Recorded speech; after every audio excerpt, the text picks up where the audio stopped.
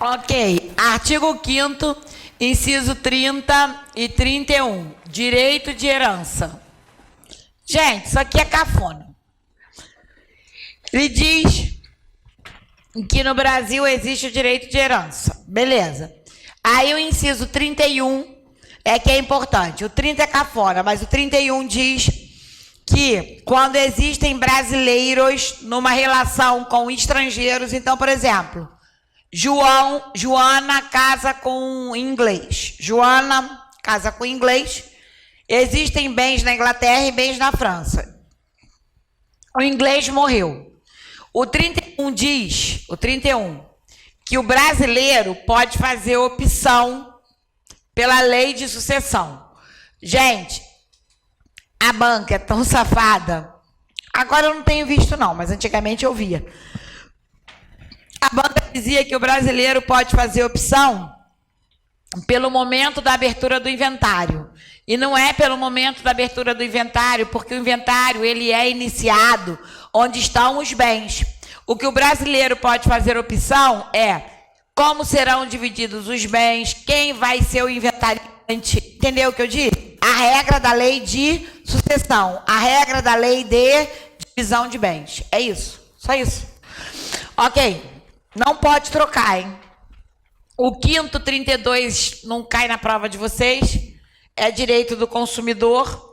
O direito do consumidor é amparado na Constituição, porque o consumidor na relação é a parte mais fraca e hipossuficiente. O 5º 33 é o direito de informação. O 5º 33 é o direito de informação. E aqui, gente, aqui prevalece, eu entendo dessa forma, o direito a uma informação pública. Se a informação é pública, todos nós temos acesso. Porque eu acho que é claro que a informação pessoal, é claro que a gente tem acesso. É nossa, for informação. Então, aqui é a defesa do direito de informação. Lembrando que hoje existe a lei do direito de informação, que cai na prova de direito administrativo. E se a informação pública é negada, ou seja, ela não é concedida, o remédio cabível é mandado de segurança. Então, se a banca diz que a informação pública foi negada, qual o meio para você conquistar aquela informação? A lei de direito de informação, ela diz que a administração pública tem um prazo, mas se o prazo não é respeitado, eles não concedem a informação. O meio do cidadão ter a informação, ter o acesso à informação é pública, é através de mandado de segurança. Todo mundo comigo?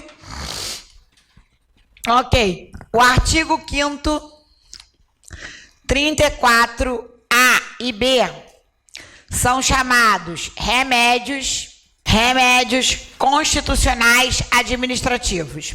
Então, o 5º 34A e B são remédios constitucionais administrativos. Ok. É a forma para garantir o exercício do direito. Remédio é o que traz a solução, a cura da doença. Foi retirado um direito seu, você vai entrar com um remédio constitucional. Por isso que o nome é remédio. Ponto. Ok. Nós temos 2 remédios constitucionais administrativos. O direito de petição, que é o direito de você reclamar ou de você representar a autoridade pública, que foi onde você foi maltratado. Tipo, por isso que assim, hoje, gente, eu falo isso, sabe? O serviço público hoje é outro. Eu lá na Câmara procuro atender todo mundo bem, não é porque para eu não ser processada, não. Eu procuro atender todo mundo bem porque eu acho que isso é um princípio. Mas tem gente que passa para o serviço público e Deus me livre. Entendeu? É só você ir num órgão público que você vê. Acho que a pessoa já está de saco cheio, tu chega lá, ela te trata igual o cachorro, como se ela fosse dona do órgão. Então, assim, eu vou falar para vocês a verdade, o TJ não é um trabalho muito fácil, é um trabalho bom, mas não é um trabalho muito fácil. Vai ter dia que você vai estar de saco cheio, mas mesmo de saco cheio, atende bem as pessoas. Ou chega para o seu chefe de gabinete e diz assim, ó, dá para todo mundo tem rodízio de balcão. E é no balcão que o pau come. Porque, gente, tem gente muito inteligente, mas tem gente muito, eu preciso nem completar, né? Não é nem burra. Só pode ser uma gente do mal. Você explica, a pessoa diz, não entendi. Explica de novo, a pessoa diz, como assim? Explica pela quarta vez, a pessoa diz. Quem já está tendo um treco é você. Entendeu? Então, veja,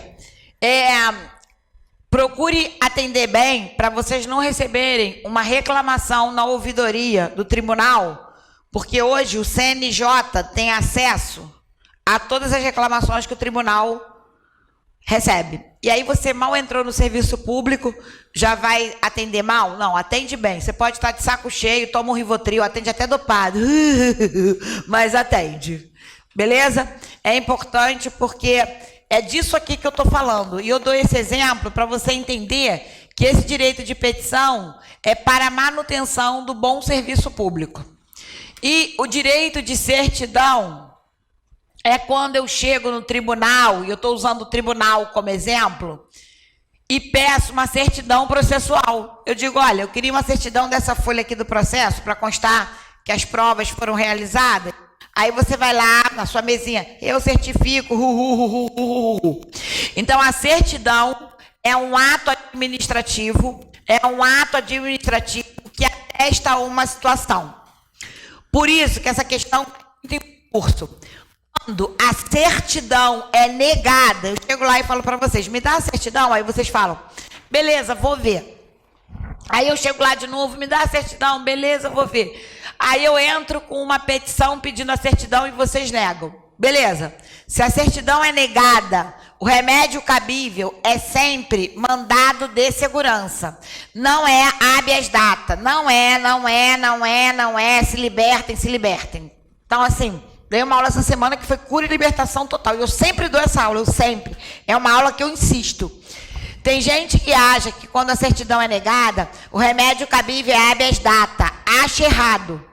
Porque primeiro que eu estou pedindo uma certidão de um processo, que eu não disse que o processo é meu. Primeiro caso, que eu estou explicando aqui. Segundo, porque para você pedir uma certidão, você conhece a informação. Você sabe o que você quer. Ninguém pede uma certidão do que não conhece. Só um retardado. Tipo, eu chego no tribunal e digo, eu quero uma certidão. Aí você olha para minha cara e diz, do que? Eu digo, não sei.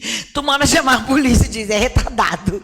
Então, assim, eu só peço uma certidão daquilo que eu conheço, que eu sei, o que eu quero no conteúdo da informação.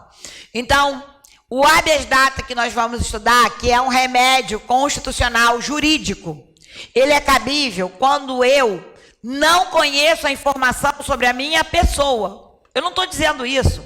Eu estou dizendo que você pediu uma certidão de uma informação que você conhece, seja sua ou pública. O que foi negado é um documento chamado certidão. Com o documento negado, o remédio cabível é MS. E eu vou dar mais uma dica. Quando você estiver lá fora conversando, não conta para ninguém que você está aqui estudando. E se a pessoa falar que se a certidão é negada, o remédio cabível é habeas data, cala a boca. Tem gente que corrige. Não, minha professora diz que é MS. Aí ficam disputando. Deixa, é -1. Professora, mas isso é cruel. Não é crueldade. Isso é estado de necessidade, artigo 23 do excludente de ilicitude. Se ele errar, você entra. Se você fala demais, quem não entra é você. Dúvidas? Entendeu? Você não precisa ficar falando, gente. Ninguém precisa saber que você está fazendo curso. Ninguém tem nada com a sua vida, ninguém paga seus boletos, suas contas. Então cala a boca. Se o cara falar tudo errado, tu diz, beleza. Beleza. E deixa ele falar. Entenderam ou não? Não fica igual um otário. A minha professora disse, estou fazendo curso. Seja coisa de gente, ó, bobinha. Fica na tua. Dúvidas? Ok. Beleza. Cada um que se vire. Você está se virando? Ok. Agora nós vamos estudar, para finalizar o quinto, graças a Deus, Deus é bom, os remédios jurídicos. São eles, jurídicos. Primeiro remédio que nós vamos estudar é o habeas corpus. Habeas corpus está no artigo 5º, 67 e 647 do Código Penal e seguinte. Eu, Ana, não acredito que o habeas corpus caia na prova do tribunal. Não acredito. Ana, porque não caia na minha prova. Eu acho que remédio para minha prova, no TJ, ou é MS ou é habeas data. É o que eu acho. Mas eu preciso falar de todos os remédios. O habeas corpus, se cair, vai cair em penal, porque tem tudo a ver com penal. Habeas corpus ampara liberdade. E a liberdade aqui é num nível maior. Não é só o direito de ir e vir. Liberdade política, liberdade filosófica, liberdade ideológica, liberdade religiosa. Então, se qualquer liberdade sua é retirada ilegalmente, o objeto de proteção do HC é a liberdade. Então, se a sua liberdade é retirada ilegalmente, o remédio cabível é habeas corpus. Então, não é só direito de ir e vir. O cara não tem que estar preso. Por exemplo, agora, depois que acaba a eleição, uma porrada de gente tem os direitos políticos suspensos. Os caras, às vezes, entram com HC para tentar evitar essa situação. Os caras estão andando na rua, mas os direitos políticos foram suspensos. Todo mundo comigo? Professor, e o cara está com HC na Justiça Eleitoral. Então, o que eu quero mostrar a vocês é que HC tem como objeto a liberdade, e essa liberdade é amparada no texto. O HC pode ser preventivo ou repressivo. Preventivo, o documento que é concedido ao cidadão chama-se salvo-conduto. Então, por exemplo, o exemplo clássico, mas que ajuda, é CPI. Hoje está tudo muito mudado, mas ajuda. Quando o cara porque hoje o cara que é acusado na CPI, ele nem precisa mais ir. O Supremo já bateu o martelo. Que se o cara está sendo acusado pela CPI, ele tem o direito de ficar calado. Pensa comigo. Se ele vai ficar calado e ele não vai, não tem problema nenhum se o Supremo. Isso eu concordo. Porque para o cara chegar lá e manter o direito de ficar calado, qual a diferença dele ir ou não ir? Diz para mim. Tudo que a CPI perguntar, ele não vai responder. Então, assim, mas é um exemplo clássico. Suponha que alguém foi convocado para comparecer à CPI e ele quer comparecer, mas ele quer manter o direito de ficar calado. Ele entra hoje isso é cafona, hein? Ele entra na justiça com habeas corpus, pedindo um documento chamado salvo-conduto para manter o direito de ficar calado. Então, salvo-conduto é para evitar um ato ilícito quanto à sua liberdade. Agora, um HC repressivo é quando o cara está preso há mais tempo e o documento expedido é o alvará de soltura. Né? O cara está preso. É por isso que eu te falo que eu não entendo por que Crivella não está solto. Eu sei que a prisão do Crivella é domiciliar. Mas eu entendo que ela deveria, no mínimo, ser revogada, porque ele não é mais prefeito, já caíram os motivos por que o cara continua preso. Então, tá entendendo o que eu estou falando? Olha que coisa maluca. A liberdade do cara está sendo retirada. Porque tem um montão de gente aí da Lava Jato indo na praia com tornozeleira. Tu vê o cara lá na praia com a tornozeleira. Eu falei, ia lá da Lava Jato. Quando eu já vejo a tornozeleirinha, eu falo, da Lava Jato. Professora, por que você está falando isso? Então, tem coisas também que eu não entendo. Não adianta me perguntar que eu até agora não entendi essa situação. Ok. Então, o habeas corpus ampara a liberdade. O habeas corpus pode ser preventivo. No habeas corpus preventivo, o documento expedido é o salvo-conduto. No repressivo, o cara está preso há mais tempo, alvará de soltura. Isso eu acho, sinceramente, que é para prova de penal. Mas sempre tem uma questão que pode cair inconstitucional que eu ensino. Quando a banca é a FGV, ela gosta. E como eu dou aula pautada na FGV, na CESP e na FCC, as outras bancas para mim são filiais. Funevesp, CEOSP, a OSP, os Comunhões, Para mim é tudo filial. Por quê? Porque só você vê, ó.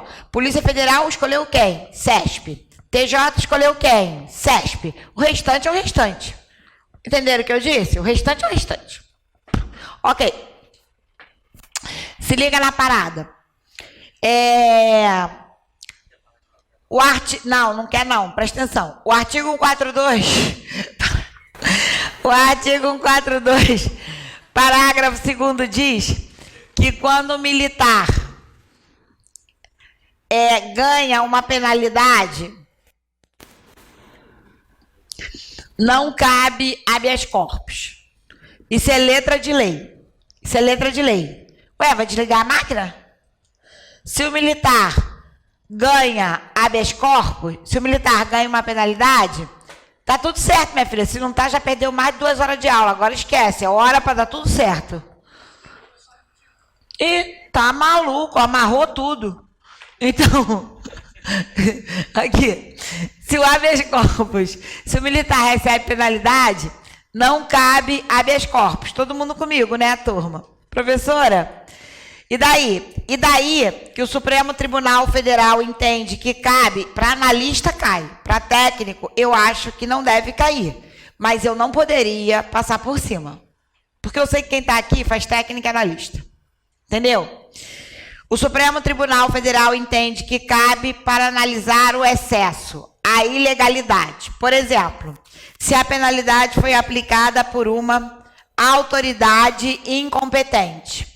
Quem aplicou a penalidade não poderia ter aplicado. Se a penalidade foi aplicada com excesso de prazo, por exemplo, numa prisão. Então, professora, como eu vou saber? Esse artigo sofreu mutação constitucional. Todo artigo que sofre mutação constitucional ou cai na letra da lei ou cai a interpretação.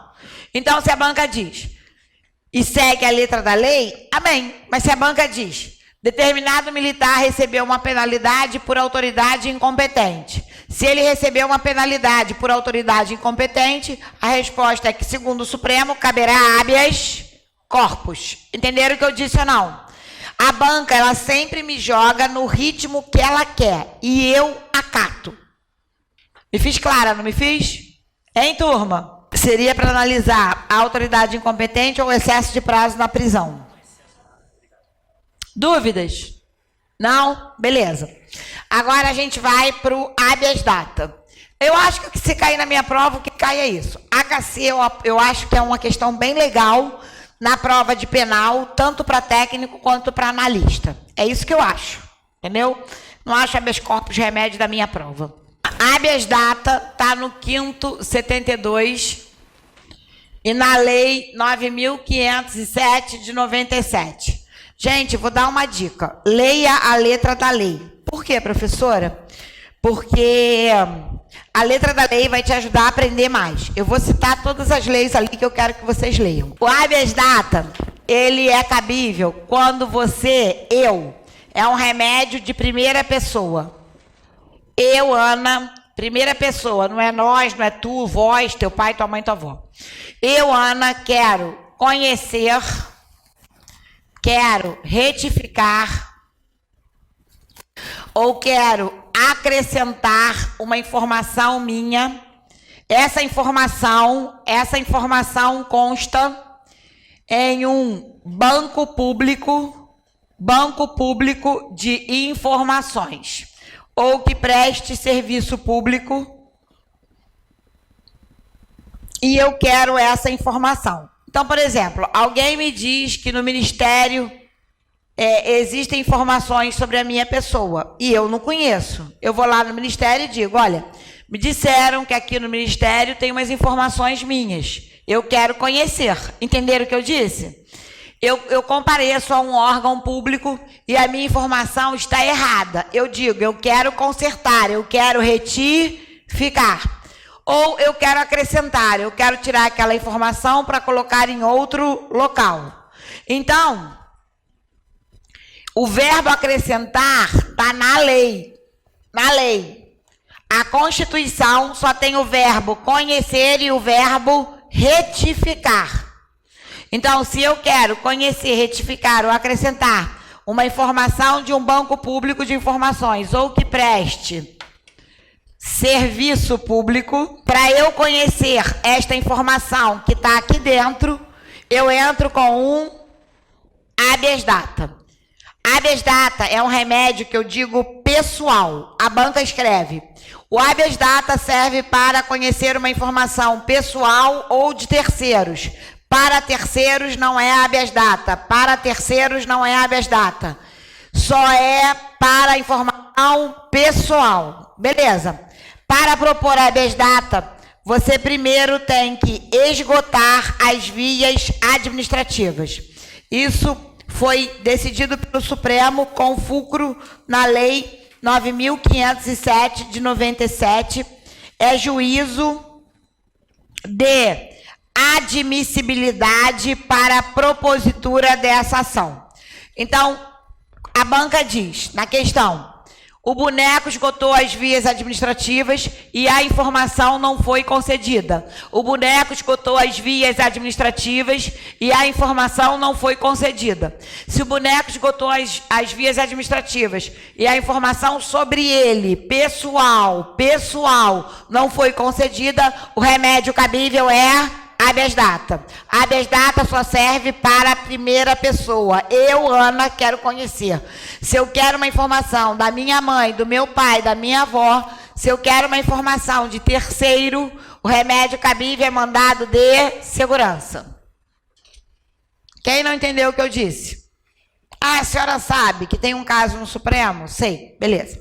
Tem um caso no Supremo que o cara era militar, morreu e quando entraram com a habeas data, falaram para a mulher assim: você não pode entrar com a habeas data, porque a habeas data é pessoal. E como o dono do direito morreu, você não pode entrar com a habeas data. O Supremo logo depois bateu o martelo, porque o que a mulher estava discutindo era o direito de pensão. Pensa comigo. Antes, o cara recebia como militar o soldo. Depois que ele morreu, o dinheiro deixou de ser dele para ser de quem? Dela. Aí o STF veio na lógica jurídica e disse: olha, o habeas data nesse caso continua pessoal, porque o dono do direito morreu. Mas agora a dona do direito é ela. Agora, não vai dizer que por isso o Supremo mudou de entendimento, porque ele não mudou. O dinheiro que era o direito que era dele passou a ser direito dela. Após morte vira pensão. Sacaram o que eu disse? Aí o STF disse: o direito continua personalíssimo. E ela pode ingressar com a habeas data. E aí o habeas data dela foi procedente. Então, tem gente que diz que isso é habeas data para terceiro. Claro que não, porque a dona da pensão era ela, não era nem eu, nem você. Eu até gostaria, porque o cara era general, era 50 mil na conta. Não ia fazer mais nada, ia para a praia. Pelo menos uns 2 meses. Depois eu enjoar, os 50 mil na conta, eu não tinha direito de enjoar, não tinha? Eu voltava a trabalhar.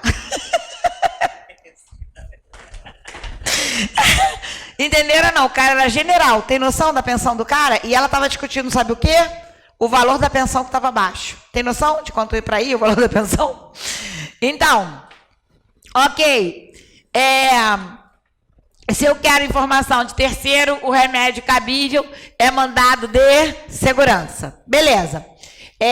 Agora nós vamos falar de outro remédio. Então eu quero ter certeza que vocês entenderam. Habeas data é para eu conhecer, retificar ou acrescentar. Eu consigo essa informação em um banco público ou que preste serviço público, um local privado que está na prestação de serviço público. Um exemplo é maternidade. Maternidade privada está na prestação de serviço público saúde. Quando eu chego lá e digo assim, ó, eu quero aquela informação, porque eu não vi. Eu até sei como foi aquela parada que a gente tem, filho, como é que é o nome? Parto. Eu até, gostou, né? Eu até sei como foi meu parto, mas os médicos descrevem e segundo o ECA, eles são obrigados a guardar aquilo 18 anos. Aí no meio, meu filho com 12 anos pega uma doença. Aí o médico diz assim, como foi seu parto? Porra, depois de 12 anos tu acha que eu vou saber como foi meu parto? Cheia de boleto para pagar? Eu falei, doutor, eu vou lá no hospital, assim mesmo que eu falo, pedir, essa informação não é do bebê, é minha, porque a criança saiu dentro de mim. Sacaram o que eu disse? E ele diz assim, ó, pode ter sido na hora do parto. Aí o cara disse assim, eu vou lá pedir no hospital privado que eu tive, o bebê, essa descrição. Aí é que eles têm lá uma anotação, uma ficha. Aí eu chego no hospital, o hospital diz, não vou dar. Qual é o remédio cabível? Habeas data. Quem não entendeu? Beleza. Agora a gente vai ver mandado de segurança. O mandado de segurança está no artigo 5º, inciso... Não, mentira. Vamos ver mandado de injunção. O mandado de injunção está no artigo 5º, 71. Professora, eu vou te falar, eu estou muito cansada. A senhora acha que eu consigo aprender isso tudo? Acho, porque o teu pai, que é Deus, te colocou aqui e te dá o neurônio sobrenatural. Amém? Se eu era burra e hoje estou dando aula, isso já é um milagre. Eu sempre conto isso. Todos os alunos aqui que são antigos sabem disso. Eu não escondo. Eu falo isso no online, nos cursos que eu dou aula. Aí o dono do curso diz, não precisa falar. Eu falo. Dane-se. Não quero saber o que os outros vão pensar de mim. Eu quero saber o que Deus pensa de mim. Olha para mim. Eu chego lá e falo. Eu era uma jumenta. Eu só sabia a palavra cláusula pétrea. Eu tenho vergonha de mim. Que vocês sabem mais do que eu sabia. Eu saí da faculdade sabendo a palavra cláusula pétrea. Se tu me perguntasse assim, para que presta cláusula pétrea? Eu falava, não sei. Não sei. Mas eu achava essa palavra linda, porque eu era burra. Aí, burro tem isso, né? Burro agarra o negócio e... Era o meu caso. Aí, quando eu saí da faculdade e eu vi que eu não sabia nada, eu falei, Senhor, tem que salvar essa alma. Porque eu era uma jumenta, uma quadrúpede. Aí... eu comecei a estudar para concurso, gente, eu chorava nas aulas, eu chorava. Por isso que eu entendo vocês. Eu entendo, mas eu falei, ou eu fico chorando, eu pensei isso, ou eu aprendo essa matéria. Foi quando eu comecei a estudar tudo, direito constitucional, direito administrativo, fazendo cursinho. Eu aprendi muito mais que na faculdade, tá comigo? E aí eu comecei a querer aprender, Eu não comecei dando aula de constitucional, eu não me achava capaz, eu caí de paraquedas aqui. E hoje, claro, fui me aperfeiçoando e deu certo. Mas assim, eu falo que se eu passei por esse processo, e tudo na vida é processo, não é do dia para a noite, é processo, se liberta. Esse processo vai começar com você e você vai aprender. Fui clara? Eu vejo gente aqui, que vocês não sabem, mas eu conheço a história, gente que não acreditava, às vezes, que ia conseguir, conseguiu coisas maiores do que imaginava. Quem não entendeu o que eu disse? Então é só você acreditar que você vai chegar lá, amém? Não olha para a quantidade de matéria, isso é coisa de pobre. Pobre que diz tanta coisa, e pobre tem prazer de falar, né? Fiz tanta coisa. Sinal de que você é muito competente para fazer tanta coisa. E Deus te capacita. Porque senão Deus não dava, Deus só dá de acordo com a capacidade. Como é que Deus vai dar para uma pessoa que não sabe fazer nada, muita coisa? Deus não é burro? Deus fala, dá pouco que aquela pessoa é lesada. Então, se Deus está te dando muito, aproveita muito que Deus está te dando. Que isso chama-se oportunidade. 5º 71. Mandado de injunção. Mandado de injunção. Mandado de injunção. O nome é feio, mas para que presta? Presta, porque eu não acho esse nome bonito, não. Nunca achei. Mandado de injunção presta para quando a Constituição diz que aquilo será regulamentado por lei e a lei não foi produzida, a lei não foi feita. Então, a Constituição diz, esta matéria será regulamentada por lei. Por isso que o nome é mandado de injunção. É para que a lei seja criada, para que a lei ingresse no mundo jurídico. Ok, prof, e daí? E daí que só cabe mandado de injunção quando falta lei sobre nacionalidade, ai meu Deus, soberania, tudo escrito no artigo, hein? Eu só estou copiando aqui o artigo. Cidadania e exercício de direitos e liberdades fundamentais. Eu vou botar exercício de direitos, tá? Vou resumir que eu não tenho muito saco, não. Beleza, tá tudo escrito no artigo. Então não estou dando aula fora dos parâmetros. Vou repetir. Só cabe mandado de injunção quando falta lei sobre nacionalidade, soberania, cidadania e exercício de direitos e liberdades fundamentais. Ou seja, não cabe mandado de injunção para qualquer matéria. Só cabe mandado de injunção para esses assuntos. Eu quero que leia também a lei de mandado de injunção, 13.300 de 2016. Professor, então eu tenho que ler. A lei do habeas data é uma ordem, não é. É melhor obedecer que sacrificar. Não seja igual Saul. Não perca o reinado para Davi, porque não leu. Então, para você não perder a vaga, lê a letra da lei. Eu nunca mandei ler, agora eu estou mandando. O que acontece? O mandado de injunção, então, é cabível quando falta lei sobre determinada matéria. Até aí, amém. Ok, professor, e daí? E daí que, no mandado de injunção, atualmente, o Supremo segue a corrente concretista. Isso já tem tempo, hein? É desde 2007.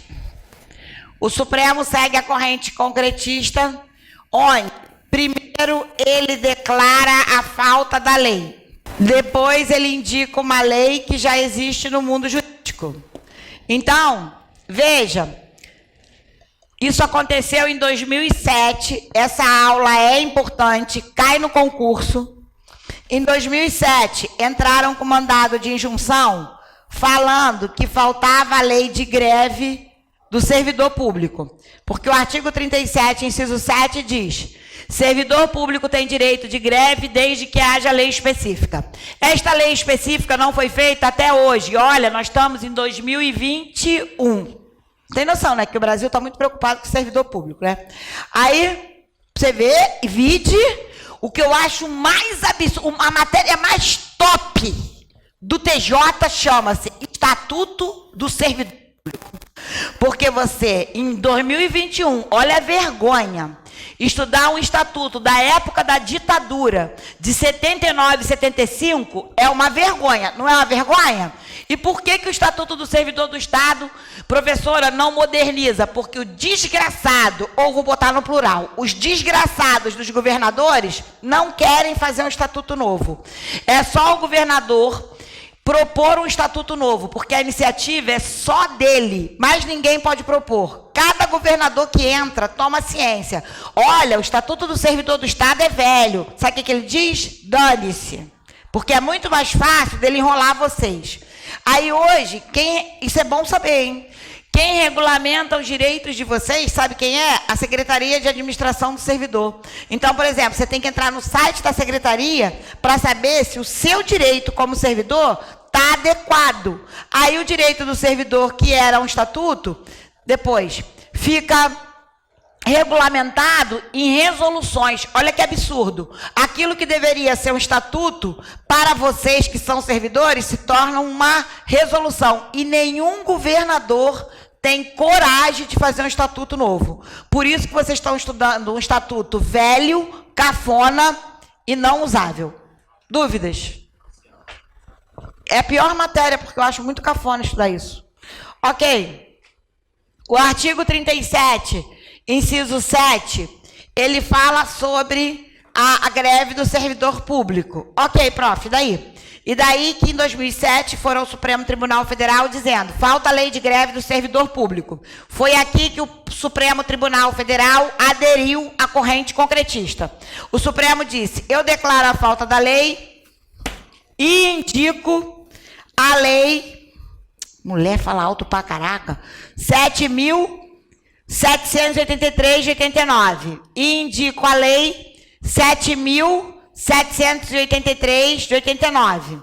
Essa lei aqui é a lei do serviço privado essencial. Então, quem trabalha no serviço privado essencial, tipo compensação bancária, entre outros, tem uma lei de greve. Então, essa lei de greve é do pessoal da CLT. Olha o que o Supremo disse. Eu declaro a falta de lei de greve do servidor público e indico essa lei, que é a lei de greve do pessoal da CLT, até que seja feita a lei específica. Até hoje, isso foi em 2007, não foi feita a lei de greve do servidor público. Utiliza-se essa lei. Quem não entendeu? Ok. O que aconteceu com a greve? Até 2018, todo servidor público civil, inclusive as polícias. Que polícias? Polícia Civil, Polícia Federal, Polícia Penal. Até 2007, o servidor público civil tinha direito de greve. Tinha, não tem mais. Como assim? Todo servidor público civil tinha. Em 2018, por causa da greve da PM no Espírito Santo, levando em consideração que militar não tem o direito de fazer greve, o que aconteceu? Depois que os militares do Espírito Santo fizeram greve, o Supremo Tribunal Federal bateu o martelo dizendo que nenhum órgão de segurança pública tem direito de greve. Então, se você é Polícia Penal, Polícia Civil, Polícia Federal, dane-se, PRF, não tem direito de greve, apesar de ser servidor público civil. Eu vi uma questão da CESP assim, na prova de ADM. Não era de constitucional. Eu vi. Todos os servidores públicos civis, segundo o Supremo, têm direito de greve. Falso. Essa é a CESP. Você vê, ela não perguntou segundo o Supremo, ela foi direta no entendimento e quem sabia, amém, quem não sabia, ia o quê? Tomar. Então, não são mais todos os servidores públicos civis. Quem tem direito de greve, sim, são os servidores públicos civis, que os militares nunca tiveram. Mas depois que o militar fez greve, polícia não tem direito de greve, apesar de ser servidor público civil. Prova de ADM. Dúvidas? Então, o mandado de junção é cabível quando falta lei naquelas matérias e o Supremo segue a corrente concretista. A corrente concretista declara a falta da lei e indica uma lei que já existe no mundo jurídico. Até aqui, amém ou misericórdia? Não, eu sei que é misericórdia de cansaço, mas antes, prende uma coisa, pobre nunca pode ficar cansado. Agora, ação popular. Ação popular é um remédio que cai muito em concurso, mas assim, ele tem ação popular, igual a ação civil pública, para a nova doutrina, tem natureza jurídica de remédio. Natureza jurídica de remédio, entendeu? Até a ação civil pública tem. A ação popular é para defender interesses coletivos referentes à administração pública. Referentes à administração pública é para defender o patrimônio público, o patrimônio histórico, é para defender um desvio de verbas. Vocês escutam muito assim, alguém propôs ação popular. E a ação popular não é para proteger uma ação, um direito de quem está propondo. É uma ação popular contra um desvio de verba, é uma ação popular contra uma licitação ilegal. Então, é para defender os interesses da administração pública. A ação popular, tudo isso cai na prova, tem como pedido, a banca diz, qual o pedido de uma ação popular? O pedido é anular ato lesivo e ilegal. E só quem pode propor ação popular é eleitor, cidadão. Ou, eu posso falar isso de outra forma, qualquer pessoa no gozo dos direitos políticos. A ação popular está no 5º, 73, e na lei 4717 de 1965. Então, a ação popular ampara direitos coletivos da administração pública. O pedido é para anular ato lesivo e ilegal. Quem propõe a ação popular é eleitor, cidadão ou qualquer pessoa no gozo dos direitos políticos. A ação civil pública, a ACP, Ação Civil Pública, é uma coisa mais moderna, não é uma coisa tão cafona, é lei 7347 de 85, ela ampara uma amplitude maior de direitos. Ela ampara direitos coletivos e direitos difusos. Então, nos direitos difusos, nós temos uma amplitude maior de direitos. Saúde, moradia, educação, por isso. Mas tanto a ação popular quanto a ACP,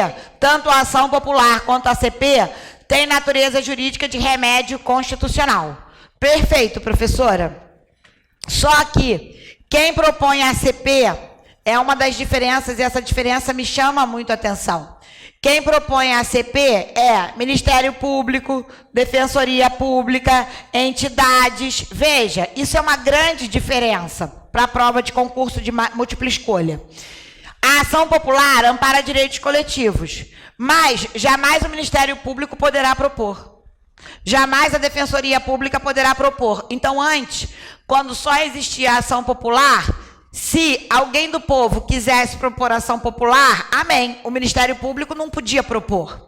Então, o Ministério Público, ele abria a boca e dizia, poxa, se a principal função do MP é fazer cumprir...